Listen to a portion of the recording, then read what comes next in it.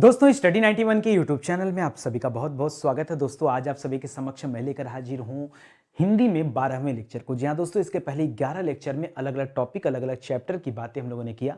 आज के टॉपिक में दोस्तों हम लोग चर्चा करेंगे अव्यय के बारे में। जी हाँ दोस्तों, अव्यय से संबंधित सवाल कौन कौन से परीक्षा में पूछे जाते हैं और ये सभी चर्चाएं होंगी बहुत विस्तार से, आप सभी जानते हैं। तो अगर आपने पीछे की सीरीज नहीं देखा है तो जाके एक बार देख लीजिए, क्योंकि वहां से आपको और भी ज्यादा हेल्प भी मिल जाएगा और मजा भी आ जाएगा। याद रखिएगा दोस्तों, स्टडी 91 के प्लेटफॉर्म से अब किताबें भी आ चुकी हैं, जिसमें आपकी अपनी हिंदी की किताब दोस्तों जबरदस्त किताब है। बिना इस किताब के अगर आप हिंदी की तैयारी कर रहे हैं तो फिर जान लीजिए हिंदी बेमजा है। इसी तरह से आरओ परीक्षा के लिए भी दोस्तों हिंदी की किताब आ चुकी है। आप एक बार ट्राई तो कीजिए और जबरदस्त किताब है दोस्तों, एक बार लेके देखिए, मुझे कहना नहीं पड़ेगा दोबारा खुद आप अपने दोस्तों को सजेस्ट करोगे। ये आप याद रखना, ये हमारा हेल्पलाइन नंबर है, किसी तरह की जानकारी चाहिए तो आप इस पर कॉल कर सकते हैं। चलिए सवालों का सिलसिला शुरू होता है और एक एक सवाल बहुत इत्मीनान से हम लोग देखते हैं और उसका जवाब भी देखते हैं। सवाल पूछ रहा दोस्तों, क्रिया विशेषण के भेद मुख्यतः कितने आधारों पर किया जाता है। आपसे नहीं पूछ रहा दोस्तों कि क्रिया विशेषण के कितने भेद होते हैं, आपसे पूछ रहा कि क्रिया विशेषण का जो भेद है ये कितने आधार पर होता है, ये आपको बताना है। तो याद रखें दोस्तों, क्रिया विशेषण के भेद कुल 3 आधार पे होते हैं। पहला होता है प्रयोग के आधार पर। किसके आधार पर? प्रयोग के आधार पर। ठीक है, कि प्रयोग के आधार पर कितनी क्रियाएं होती हैं, इस तरह से याद रखेगा। दूसरा होता है दोस्तों रूप के आधार पर, प्रयोग के आधार पर, रूप के आधार पर। ठीक है, और तीसरा होता है रूप के आधार पर। ठीक है, रूप के आधार पर। ठीक है, रूप के आधार पर। और तीसरा होता है अर्थ के आधार पर। इस प्रकार दोस्तों अगर याद रखिए, आपसे सवाल पूछे कभी कि कितने प्रकार के होते हैं, कितने आधार होते हैं, तो क्या बताएंगे? कुल 3 आधार होते हैं, यानी ऑप्शन नंबर 2 इस सवाल का सही जवाब हो जाएगा। अब बहुत सारे बच्चों के मन में यह आ रहा होगा कि सर प्रयोग के आधार पर क्रिया विशेषण होता कितना है। तो याद रखिएगा यहाँ क्रिया विशेषण 2 प्रकार के होते हैं। सर रूप के आधार पर कितना होता है, तो याद रखिएगा यहाँ क्रिया विशेषण कितने प्रकार के होते हैं? 3 प्रकार के होते हैं। सर अर्थ के आधार पर कितने होते हैं? 4 प्रकार के होते हैं। ठीक है, तो 2 प्रकार, 3 प्रकार और 4 प्रकार। अब अगला सवाल भी आपके मन में आ रहा होगा, मन देखिए बड़ा चंचल होता है। ठीक है, अगला सवाल ये आ रहा होगा, सर प्रयोग के आधार पर क्रिया विशेषण के जो 2 प्रकार होते हैं वो सर कौन कौन से होते हैं? सर ये बता देते तो मजा आ जाता। तो आइए बता ही देता हूं आपको। याद रखिएगा, एक होता है साधारण क्रिया विशेषण और दूसरा होता है संयोजक क्रिया विशेषण। साधारण और संयोजक क्रिया विशेषण। ठीक है, थोड़ा पेन का कलर चेंज कर लूं ताकि और अच्छा दिखने लगे। रूप के आधार पे दोस्तों जो 3 प्रकार होते हैं क्रिया विशेषण के, वो कौन कौन से होते हैं? तो याद रखिएगा, जब रूप की बात करेगा तब बताएगा मूल क्रिया विशेषण होते हैं, यौगिक क्रिया विशेषण होते हैं, मूल होता है, यौगिक होता है। मूल और यौगिक, ये रूढ़ यौगिक जैसे पढ़ते थे वैसा ही है। मूल होता है, यौगिक होता है, तीसरा होता है स्थानीय। क्या होता है दोस्तों? स्थानीय क्रिया विशेषण। ठीक है, आइए अगला प्रकार पढ़ते हैं दोस्तों। तो अगला जो प्रकार है क्रिया विशेषण का वो क्या है? वो 4 है। कितने हैं दोस्तों? 4 होते हैं। तो 4 को हम लोग ऐसे बांट के पढ़ लेते हैं। तो याद रखिएगा, यहां पर सबसे पहले हम लोग पढ़ते हैं स्थानवाचक। पहला होता है यहां पर स्थानवाचक, स्थानवाचक।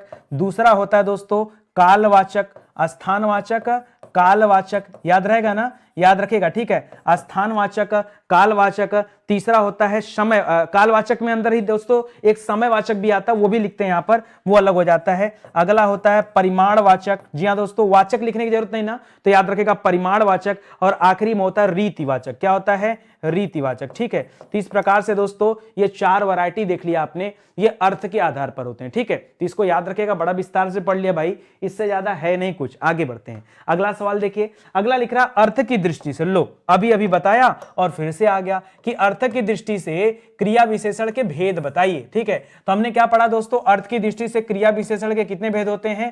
3 भेद होते हैं। सॉरी, अर्थ की दृष्टि से पूछा ना, तो अर्थ की दृष्टि से कितने भेद होते हैं? 4 भेद होते हैं। ठीक है, 4 भेद होते हैं। कौन कौन सा? अभी अभी हम लोगों ने चर्चा किया। पहला होता है स्थानवाचक। ठीक है, दूसरा होता है कालवाचक, तीसरा होता है परिमाणवाचक। क्या होता है? परिमाणवाचक। ठीक है, और चौथा होता है रीतिवाचक। ठीक है, रीतिवाचक। तो ये आपका जवाब होता है जब आपसे पूछता अर्थ के आधार पर तब। तो यहां पर उत्तर क्या हो जाएगा दोस्तों? ऑप्शन नंबर 4 हो जाएगा, क्योंकि क्रिया विशेषण का अर्थ की दृष्टि से कितने प्रकार होते हैं? ये 4 प्रकार होते हैं, इनको भी आप याद रखिएगा। ठीक है, चलिए आगे बढ़ते हैं, अगला सवाल देखते हैं। लिख रहा है प्रयोग की दृष्टि से, जी हां दोस्तों, प्रयोग की दृष्टि से क्रिया विशेषण का कौन सा सही भेद नहीं है। तो प्रयोग की दृष्टि से दोस्तों हम लोगों ने दो क्रिया विशेषण पढ़ा, एक पढ़ा साधारण, एक पढ़ा संयोजक। यही तो पढ़ा था, हमने पढ़ा था कि प्रयोग के आधार पर क्रिया विशेषण के कितने प्रकार के होते हैं। तो याद रखेगा, हमने पढ़ा था एक होता है साधारण और एक होता है संयोजक, यही दो पढ़ा था। लेकिन दोस्तों अब आपसे पूछ रहा है कि कौन सा सही भेद नहीं है, यानी इसमें दोस्तों भेदों की संख्या क्या कर दिया, 3 दे दिया। ठीक है, यहां पर लिया नहीं जाता है, बट एक तीसरा भेद भी माना जाता है। याद रखेगा, वो तीसरा भेद किसे मानते हैं, वो तीसरा भेद अनुबद्ध को मानते हैं। अनुबद्ध क्रिया विशेषण को भी कुछ लोगों के द्वारा भेद माना जाता है, प्रयोग के आधार पर क्रिया विशेषण के भेद। लेकिन याद रखेगा, मूल क्रिया विशेषण, ये आपका गलत जवाब हो जाएगा, क्योंकि मूल क्रिया विशेषण आप कहां पढ़ते हैं दोस्तों, तो पीछे देखिए जो मैंने क्रिया विशेषण का वैरायटी बताया रूप के आधार पर, यहां पर देखिए मूल क्रिया विशेषण, यौगिक क्रिया विशेषण और स्थानीय क्रिया विशेषण, यहां आपने पढ़ा था रूप के आधार पर। ठीक है, और यही तो आपसे पूछ रहा है कि मूल वाला किसके अंतर्गत आता है, तो याद रखेगा मूल क्रिया विशेषण ये रूप के आधार पर होता है। क्या होता है दोस्तों, ये रूप के आधार पर होता है, इसको याद रखेगा। इसलिए यहां पर ये लिखा हुआ जो है गलत दिया हुआ है, इसे आप ध्यान रखेंगे। अगला सवाल देखिए, लिख रहा है यौगिक क्रिया विशेषण। यौगिक क्रिया विशेषण की पहचान करिए। आइए पहले देखते हैं यौगिक क्रिया विशेषण किसके आधार पर होता है, तो याद रखेगा रूप के आधार पर क्रिया विशेषण कितने प्रकार के होते हैं दोस्तों, तो 3 प्रकार के होते हैं। उन 3 प्रकारों में पहला हम लोगों ने पढ़ा था मूल क्रिया विशेषण, दूसरा हम लोगों ने पढ़ा था यौगिक क्रिया विशेषण और तीसरी वैरायटी जो हमेशा आपके दिमाग से उतर जाती है वो है स्थानीय क्रिया विशेषण। ठीक है, क्या है, स्थानीय क्रिया विशेषण। ठीक है, ये 3 वैरायटी होता है, ये याद रखेगा। अब आपसे पढ़िए क्या लिख रहा है, यौगिक क्रिया विशेषण की पहचान करिए। लिख रहा है फिर है, ठीक है, मन से है या झुक कर है। तो इसके आधार पर दोस्तों आप जब चेक करेंगे तो आपको मिलेगा कि यहां पर कौन सा आ जाएगा। याद रखेगा, ये जो मन से लिखा है दोस्तों, मन से याद रखेगा क्रिया विशेषण होता है। ठीक है, और यौगिक क्रिया विशेषण है, 2 शब्दों के मेल से बना। यौगिक किसे कहते हैं, यौगिक किसे कहते हैं, जो 2 शब्दों के मेल से बने, तो मन और से इसी से मिलकर बना है। तो फिर या ठीक, ये तो जवाब ही नहीं हो सकता था, झुककर भी जवाब नहीं होगा दोस्तों, मन से आपका क्या हो जाएगा, सही जवाब हो जाएगा। आगे देखिए स्थानीय क्रिया विशेषण। स्थानीय क्रिया विशेषण फिर से नोट करते दोस्तों, हमने पढ़ा पीछे रूप के आधार पर। जी हां दोस्तों, रूप के आधार पर कुल 3 प्रकार के क्रिया विशेषण होते हैं।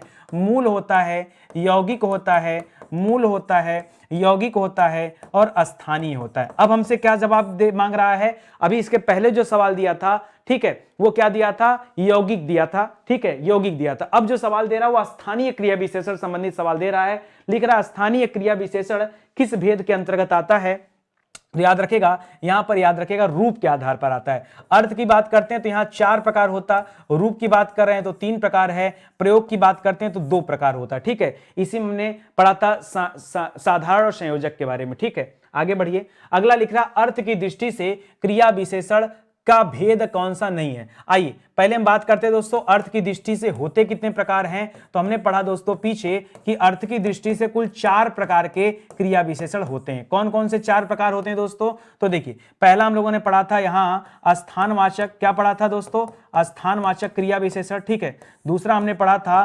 कालवाचक क्रिया विशेषण, स्थानवाचक, कालवाचक। तीसरा पढ़ा था परिमाणवाचक क्रिया विशेषण और चौथा पढ़ा था रीतिवाचक क्रिया विशेषण। यही तो देखा था, रीतिवाचक क्रिया विशेषण। ठीक है, अब देख लीजिए कौन सा नहीं है, काल तो होता ही है, रीति भी होता, स्थान भी होता, संबंधवाचक नहीं दोस्तों। संबंधवाचक याद रखेगा ये अव्यय के प्रकार हैं। क्या है दोस्तों, जब आप पढ़ते हैं कभी अव्यय कितने प्रकार का होता है, अव्यय। ठीक है, अव्यय किसे कहते हैं, अव्यय अविकारी शब्द को कहा जाता है। किसे कहते हैं दोस्तों, अविकारी शब्द को ही क्या कहते हैं, याद रखेगा अव्यय कहा जाता है। और ये कितने प्रकार के होते हैं, तो ये भी 4 प्रकार के होते हैं, याद रखेगा। ठीक है, अब इनमें पहला प्रकार जो आप पढ़ते हैं ये पढ़ते हैं क्रिया विशेषण। ये अव्यय का क्या है, यह अव्यय का पहला प्रकार होता है, क्रिया विशेषण। अगला आप पढ़ते हैं दोस्तों, अगला आप पढ़ते हैं संबंधवाचक। ठीक है, संबंध बोधक। ठीक है, संबंध बोधक। ठीक है, याद रखेगा, ये सब पढ़े हैं कि नहीं आप, नहीं ध्यान में आ रहा होगा आपके।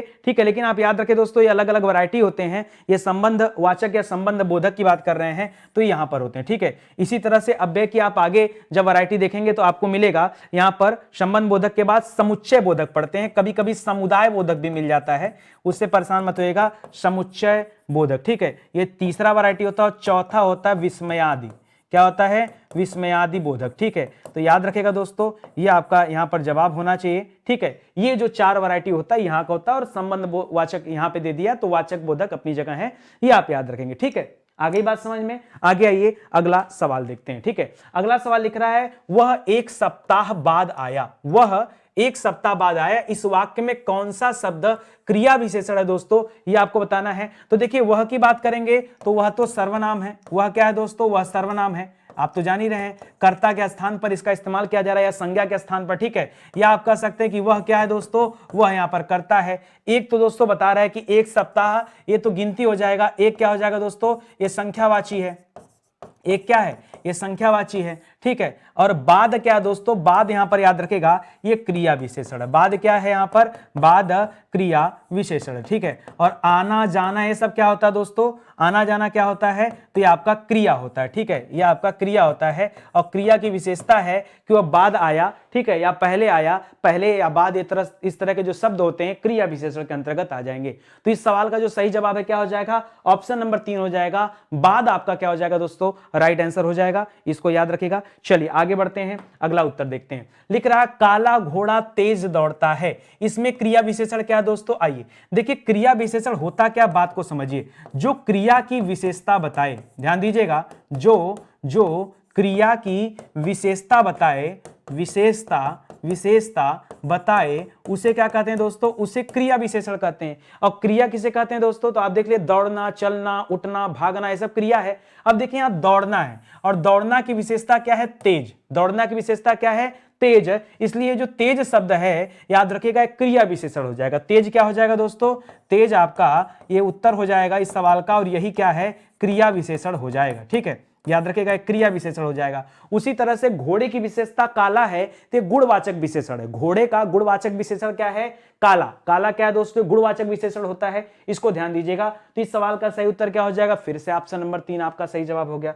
आगे बढ़िए, लिख रहा मैं रोज पढ़ता हूं। अब देखिए पढ़ना क्या है दोस्तों, पढ़ना तो क्रिया है, पढ़ना क्या है, पढ़ना क्रिया है। और रोज क्या हो जाएगा, इसमें से जो रोज शब्द दिया दोस्तों, ये रोज क्या हो जाएगा, ये रोज आपका क्रिया विशेषण हो जाएगा। सिंपल सा जवाब। ठीक है, रोज क्रिया विशेषण। लेकिन इस सवाल में आपसे कुछ और पूछ रहा है, ये कह रहा है कि ये किस प्रकार का क्रिया विशेषण है। भाई स्थानवाचक की किसी स्थान की बात तो कर नहीं रहा है, ये रीत की बात भी नहीं कर रहा है, ये माप तौल की बात भी नहीं, ये काल की बात कर रहा है, समय की बात कर रहा है दोस्तों। उस समय में आता है रोज। ठीक है, वो रोज रोज पढ़ता है, तो याद रखेगा यहां पर क्या हो जाएगा, कालवाचक हो जाएगा। कालवाचक क्रिया विशेषण के अंतर्गत ये आ जाएगा। आगे बढ़िए, वहां भयंकर दुर्घटना हुई। ये देखिए अंडरलाइन है, आपको बताना है रेखांकित पद क्या है। वहां भयंकर दुर्घटना हुई, तो दुर्घटना होना दोस्तों क्या है, आपका क्रिया हो गया। और भयंकर हुआ, तो भयंकर क्या हो गया दोस्तों, ये आपका क्रिया विशेषण हो गया। भयंकर क्या हो जाएगा, आपका क्रिया विशेषण हो जाएगा।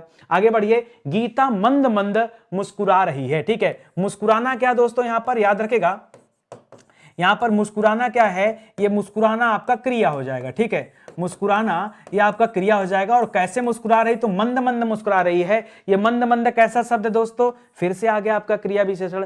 भाई उसी क्रिया की बड़ाई में आ रहा है दोस्तों, मंद मंद, धीरे धीरे, मंद मंद, तेज तेज, ये सब क्या होता है, सब क्रिया विशेषण शब्द हैं। बहुत आसान चैप्टर भाई, आप इतना ज्यादा हेडेक में मत रहो, बहुत आसान चैप्टर है। बस आप जो मैं आपको सिखा रहा हूं, जो समझाने का प्रयास कर रहा हूं, वो समझते चलो और डेली क्लास अटेंड करो। सबसे बड़ी चीज है कि आप लोग कंटिन्यूटी के साथ नहीं पढ़ते, आप लोग कंटिन्यूटी के साथ नहीं पढ़ते। अगर आप कंटिन्यूटी के साथ पूरी श्रृंखला देख लीजिए, तो हिंदी क्या होगा, एक बार फिर से रिवाइज हो जाएगा आपने जितना भी पढ़ा है। ठीक है, चलिए आगे बढ़ते हैं, अगला सवाल देखिए। लिख रहा है श्याम धीरे धीरे चलता है। अब बताइए चलना यहां पर किया दोस्तों, चलना फिरना क्या है, चलना यहां पर क्या है, क्रिया है। चलना ये क्रिया हो गया, और उस क्रिया की विशेषता क्या दोस्तों, लिख रहा है धीरे धीरे चलना। ठीक है, तो यहां पर जो धीरे धीरे शब्द है, ये क्या हो जाएगा, ये आपका क्रिया विशेषण हो जाएगा। बताओ ये क्या हो जाएगा, ये आपका क्रिया विशेषण हो जाएगा। समझ में आया ना, श्याम धीरे धीरे चलता है, क्रिया विशेषण हो जाएगा। आगे देखिए, लिख रहा है उसे धीरे धीरे लिखने की आदत है। लिखना क्या है दोस्तों, लिखना पढ़ना क्रिया है। अच्छा, लिखना पढ़ना किस प्रकार की क्रिया है, तो लिखना याद रखेगा सकर्मक क्रिया में आता है। लिखना सकर्मक क्रिया में आता है, सकर्मक में पढ़ाया हूं आपको, जाके देख लीजिए क्रिया वाला चैप्टर देखिए। सकर्मक अकर्मक क्रिया के बारे में इतना चर्चा हुआ है, कि आपका दिल खुश हो जाएगा, मजा भी आ जाएगा आपको, ठीक है।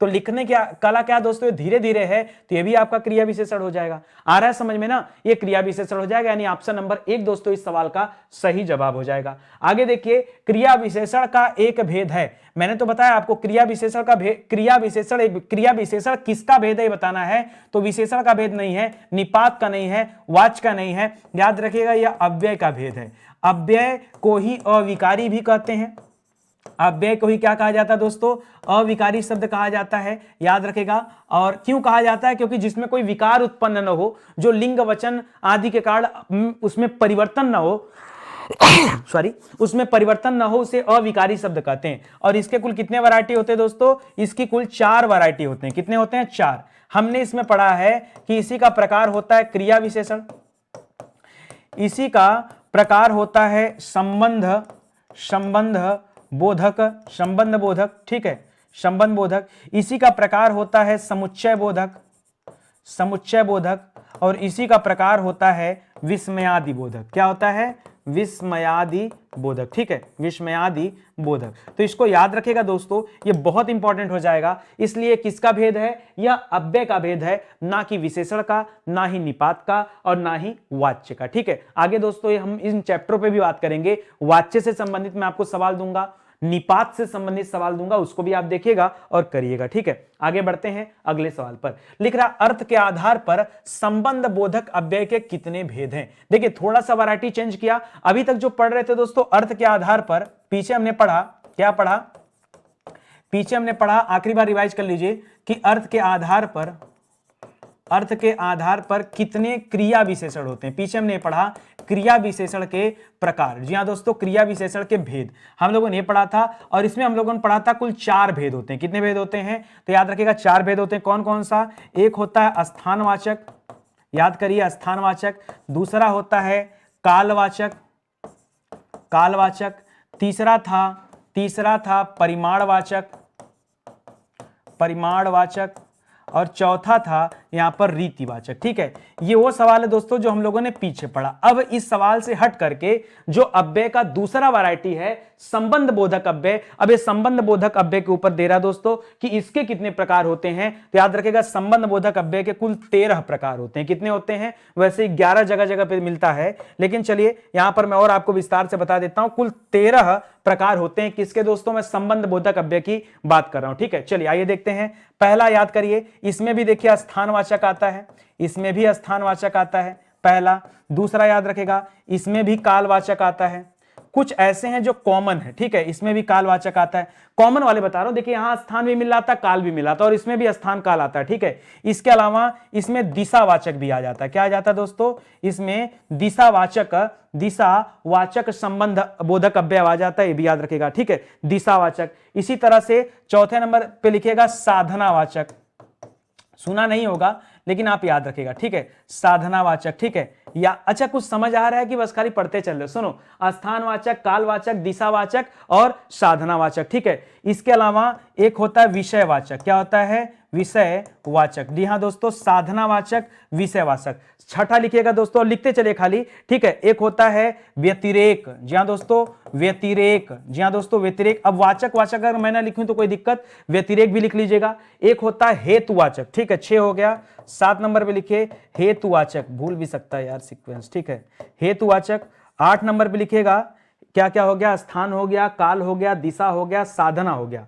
स्थान, दिशा, काल, साधना, विषय, व्यतिरेक, हेतु के बाद एक और लिख लीजिए दोस्तों विनिमयवाचक, ठीक है, विनिमयवाचक, ठीक है। इसी तरह से दोस्तों विनिमयवाचक, ठीक है, विनिमयवाचक। इसी तरह से कुल 13 भेद होते हैं। जरूरी नहीं है भाई कि 13 पढ़ाया जाए आपको, ठीक है। चलिए याद रखिएगा, एक आध और आप लिख लीजिए 9वें नंबर पे, थोड़ा सा स्किप कर रहा हूं मैं, सादृश्यवाचक, ठीक है, सादृश्यवाचक, ठीक है, सादृश्यवाचक संबंध बोधक अव्यय, ये भी होते हैं। एक होता है विरोध हो जाता है, किसी के सादृश्य हो गया फिर किसी का विरोध भी हो जाता है, ठीक है, तो विरोधवाचक भी आता है इसमें, ठीक है, विरोधवाचक अव्यय। एक 11वें नंबर पे लिख लीजिए, ठीक है, तुलनावाचक और संग्रहवाचक, एक स्किप कर रहा है, तुलनावाचक, और 12 नंबर पे संग्रहवाचक, कुछ तो छूट रहा है एक, ठीक है, तुलना संग्रह, एक देख लीजिएगा कुल मिला के 11 या 13 वैरायटी इन्हें लिया जाता है, 13 मैंने देखा है, ठीक है, 13 वैरायटी इनके होते हैं। तो याद रखिए ये जब आप चैप्टर पढ़ेंगे, विषय पढ़ेंगे तो आपको और ज्यादा बेहतर ढंग से मिलेगा।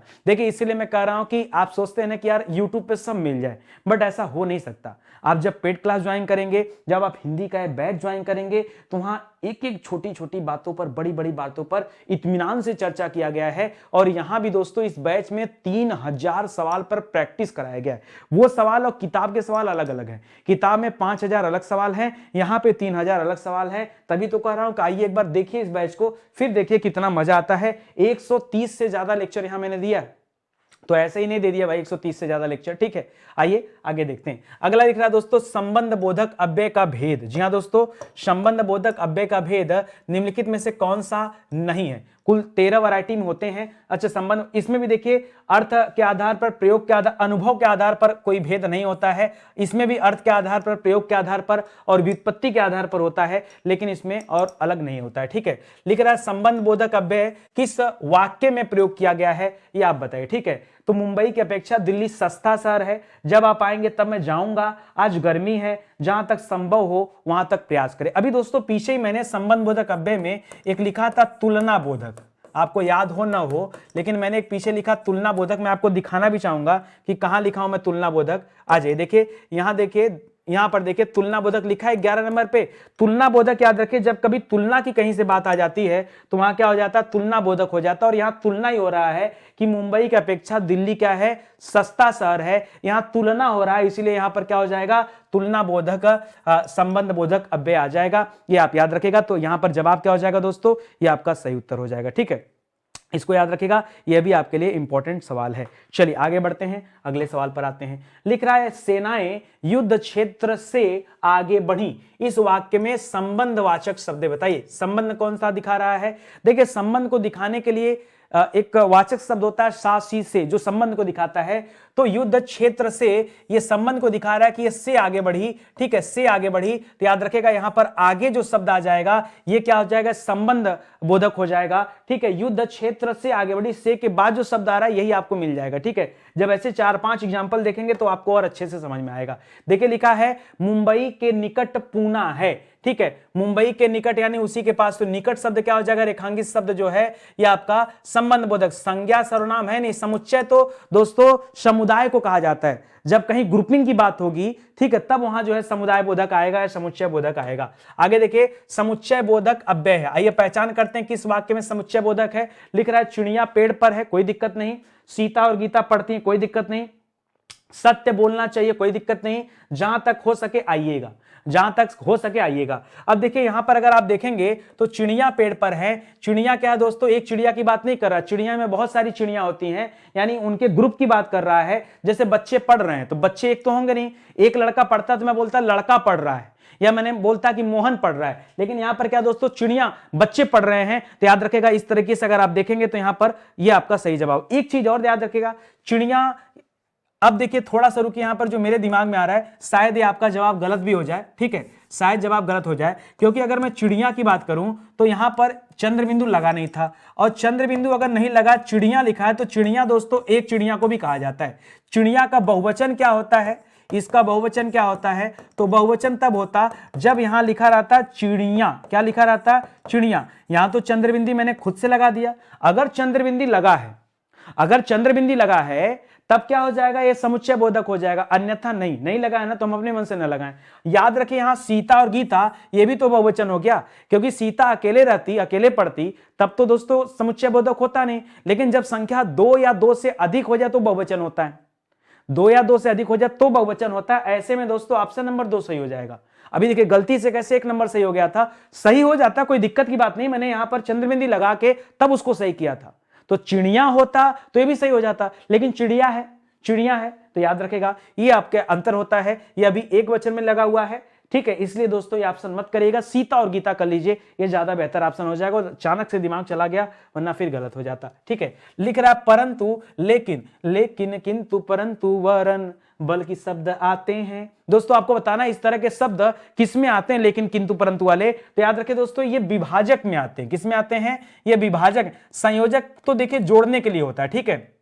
संयोजक में और शब्द आ सकता है। क्या आ सकता है? और शब्द क्या करता है? ये जोड़ने का काम करता है, परंतु लेकिन वरन बल्कि ये अलगाव को दिखाते हैं, ये विभाजन का काम करते हैं। तो याद रखेगा ये समुच्चय बोधक अव्यय में ही आएगा, लेकिन ये विभाजक में आएगा। ठीक है, आता किसके अंतर्गत है दोस्तों? ये आता समुच्चय बोधक के अंतर्गत ही है। ठीक है, ये समुच्चय बोधक में आता है, लेकिन दो वैरायटी के होते हैं। एक संयोजक होते हैं जो जोड़ने का काम करते हैं, एक विभाजक होते हैं जो अलगाव का काम करते हैं। ठीक है, तो याद रखिएगा जहां कहीं इस तरह के शब्द आते हैं, ठीक है, मैं आया होता परंतु तबीयत खराब थी इसलिए नहीं आ पाया। ठीक है, तो याद रखेगा परंतु लगने की वजह से वो विभाजक का काम करता है, ये आप ध्यान रखेंगे। तो यहां पर जो सही जवाब है ये ऑप्शन नंबर 4 जो है ये आपका राइट आंसर हो जाएगा। वह आया और मैं गया। अब देखिए ये और क्या कर रहा है? ये संयोजक का काम कर रहा है। ये क्या कर रहा है? यह संयोजक का काम कर रहा है दोस्तों। यहां भी समुच्चय बोधक क्या है समुच्चय बोधक में ही, लेकिन संयोजक का काम कर रहा है। और कौन कर रहा है? और कर रहा है। ठीक है, इसलिए दोस्तों यहां पर जो ऑप्शन नंबर 3 है वो आपका सही जवाब हो जाएगा, और यहां पर समुच्चय बोधक का काम कर रहा है। ठीक है, आइए आगे बढ़ते हैं। लिख रहा आश्चर्य बोधक अव्यय क्या है? आश्चर्य बोधक। ठीक है, अरे क्या? हाय। ठीक है, हाय करोगे तो हाय बोलने से आश्चर्य नहीं होता है। शाबाश, शाबाश आश्चर्य में नहीं दिया जाता। अरे अरे आश्चर्य की बात है ना, क्या नहीं? अरे यहां पर याद रखेगा ये दोस्तों आश्चर्य की बात है, तो आश्चर्य बोधक में क्या आ जाएगा? ये हो जाएगा। ये आश्चर्य बोधक में क्या भी आ सकता है, आश्चर्य बोधक में क्या भी आ सकता है। कैसे? याद रखिए जैसे आपने कहा अरे तुमने सुना क्या? क्या? अरे क्या? ठीक है, तो याद रखेगा ये भी आश्चर्य बोधक में आ सकता है। तो याद रखेगा है, दोनों कर सकते हैं आप। ठीक है, इसको भी याद रखिए। इस तरह के भी सवाल आते हैं, इस तरह के सवाल देने नहीं चाहिए क्योंकि हमेशा कंफ्यूजन क्रिएट करते हैं। आइए देखते हैं, विस्मयादि बोधक अव्यय का कार्य नहीं है। कौन सा विस्मयादि बोधक अव्यय का कार्य नहीं है ये बताइए। लिख रहा है क्रिया के घटित होने की स्थिति को बताना। अच्छा, स्थिति को तो नहीं बताता, आश्चर्य को बताता है। अच्छा, कौन सा नहीं है ये पूछा ना, तो देखिए आश्चर्य को बताता है, घृणा को बताता है, शोक को बताता है। ये तीनों में दोस्तों, ये तीनों दोस्तों विस्मयादि बोधक में रखे जाते हैं। ठीक है, ये तीनों याद रखेगा ये विस्मयादि बोधक कहे जाते हैं। यहां पे जो ऑप्शन नंबर 1 रखा है दोस्तों ये नहीं होता, और यही तो आपसे पूछ रहा है कि कौन सा विस्मयादि बोधक अव्यय का कार्य नहीं है। तो याद रखेगा कौन सा कार्य नहीं है? ऑप्शन नंबर 1 नहीं है। यह क्रिया के घटित होने का कोई टाइम वाइम से इससे कोई लेना देना नहीं है। हाय अब मैं क्या करूं, हाय अब मैं क्या करूं, करा इस वाक्य में विस्मयादि बोधक शब्द बताइए। अरे हाय है यार, इसी के आगे तो दोस्तों ये सिंबल भी लगता है, एक्सक्लेमेटरी सिंबल। ठीक है, तो इसको याद रखेगा ये सिंबल होता है। अव्यय का शाब्दिक अर्थ क्या है दोस्तों? लिख रहा है जो व्यय न किया जा सके।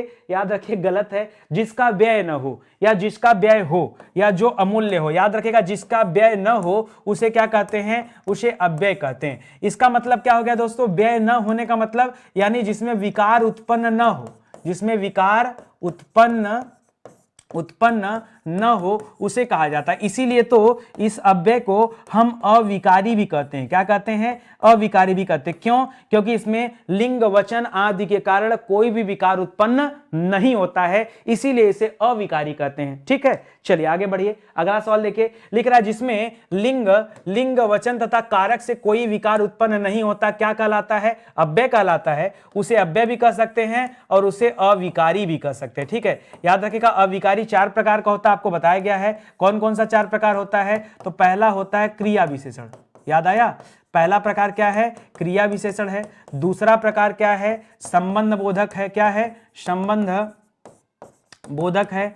तीसरा प्रकार क्या है इसका? तीसरा प्रकार है समुच्चय बोधक। क्या है? समुच्चय बोधक। चौथा प्रकार क्या है? चौथा प्रकार है विस्मयादि बोधक। क्या है? विस्मयादि बोधक। ठीक है, याद रखेगा 4 प्रकार के होते हैं। इसी तरह से याद रखेगा जब कभी आप विकारी शब्द पढ़ते हैं, क्या पढ़ते हैं? जब कभी आप विकारी पढ़ते हैं तो विकारी भी दोस्तों कितने प्रकार के होते हैं? ये भी 4 प्रकार के होते हैं। इनमें 4 प्रकार कौन होता है? संज्ञा होता है, इसमें होता है सर्वनाम होता है, संज्ञा सर्वनाम और विशेषण होता है, और क्या होता है दोस्तों, क्रिया होती, ठीक है, याद रखेगा क्रिया होती है। तो याद रखेगा विकारी शब्द जिसमें लिंग वचन और कारक का प्रभाव पड़ता है, उससे विकार उत्पन्न होता है, ये विकारी कहलाते हैं। और ये 4 विकारी शब्द हैं, ये 4 अविकारी शब्द हैं, ये दोनों आप याद रखेगा, परीक्षा में दोनों चीजें आती। फिलहाल तो आपका जवाब क्या हो जाएगा दोस्तों, यहां अव्यय हो जाएगा। निपात अगले चैप्टर में हम चर्चा करेंगे। निपात किसे कहते हैं, याद रखें जब किसी वाक्य में हम जबरदस्त मतलब जबरदस्ती करें, जैसे हमने कहा कि तुमको सिलेक्शन लेना ही होगा, दबाव डाले उसके ऊपर, तब उसे कहते हैं दोस्तों निपात, लेना ही होगा। मतलब आपने कहा कि परीक्षा में एक सीट मेरी पक्की ही है, मतलब कंफर्म कर दिया आपने, खूंटा गाड़ दिया, ठीक है, तो याद रखेगा ये निपात हो जाता है। आगे बहुत सारे सवाल करेंगे, घबराइए मत, ठीक है। आगे लिख रहा अव्यय के मुख्यतः कितने भेद होते, बता तो दिया। अव्यय कहने का तात्पर्य क्या दोस्तों, यानी अविकारी के, ठीक है, और अविकारी के भेद कितने होते हैं दोस्तों, 4 भेद होते हैं। कौन कौन सा, फिर से लिख लीजिए। एक होता है क्रिया विशेषण, देखिए जितने बार लिखेंगे फायदा आपका है, ठीक है। एक होता है क्रिया विशेषण, एक होता है संबंध बोधक, एक होता है समुच्चय बोधक और एक होता है आपका विस्मय आदि बोधक, ठीक है। तो याद रखेगा दोस्तों ये पॉइंट, ठीक है, ये 4 प्रकार होते हैं, 4 भेद होते हैं, इसे भी आप ध्यान रखेंगे। कर अव्यय का एक और नाम क्या है, बता तो दिया। अव्यय का नाम क्या है दोस्तों, अविकारी है। क्या नाम है, अव्यय का ही दूसरा नाम क्या है, अविकारी है। ये विकारी मत करेगा, ठीक है, विकारी अविकारी 2 शब्द होते हैं, अविकारी को ही अव्यय कहा जाता है, ठीक है। आगे बढ़िए, लिख रहा अथवा व्याकरण की दृष्टि से है। अथवा क्या दोस्तों, अथवा अव्यय में आता है। अथवा क्या आता है दोस्तों, ये अव्यय में आता है, ठीक है, और हो गया अथवा हो गया, ठीक है, ये विभाजक में आता है। जैसे मैंने कहा राम अथवा श्याम, यानी दोनों में से कोई और, ठीक है। मैंने कहा, सुनिए, मैंने कहा राम और श्याम, ठीक है, या फिर दूसरा शब्द दिया राम अथवा श्याम। अब इसका मतलब क्या है, राम अथवा श्याम। अब आप देखिए इसका मतलब क्या है, देखिए पहले वाला का मतलब देखेंगे, और लगने की वजह से दोनों की बात हो रही है, और लगने की वजह से दोनों की बात हो रही है, यानी यह संयोजक हो गया। क्या हो गया, ये संयोजक हो गया। अथवा लगने की वजह से किसी एक की बात हो रही है, किसी एक की बात हो रही है, और तब ये क्या हो गया दोस्तों, तब ये वियोजक हो गया, ठीक है। तो इस तरह का चीज हम लोग कहां पढ़े, समुच्चय बोधक के अंतर्गत पढ़ रहे थे। और समुच्चय बोधक दोस्तों किसके अंतर्गत आता है, याद रखेगा वो इसी में आता है, अव्यय में आता है समुच्चय बोधक, ठीक है। ये वाला पॉइंट हमने कहां पढ़ा था, ये हमने समुच्चय बोधक में पढ़ा था, ठीक है। समुच्चय बोधक में इसके बारे में हम लोग देखा गया, ठीक है। और समुच्चय बोधक किसके अंतर्गत आता है, यह अव्यय के अंतर्गत आता है, इसलिए अव्यय यहां पर आपका सही जवाब हो जाएगा। ऑप्शन नंबर 4 आपका राइट आंसर हो जाएगा, ठीक है। उम्मीद करता हूं दोस्तों आपको अच्छा भी लगा होगा, मजा भी आया होगा। देखिए इसी तरह से रोज रोज दोस्तों नए टॉपिक के साथ हाजिर होते हैं, ताकि हिंदी विषय पर आपकी अच्छी कमांड बन सके, मजबूती से आप उसे देख सके, ठीक है। ये वो विषय हैं दोस्तों जो आपको यूट्यूब पर निःशुल्क पढ़ाए गए हैं। आप चाहें तो इनका हैंड रिटन नोट्स हमारे वेबसाइट या एप्लीकेशन से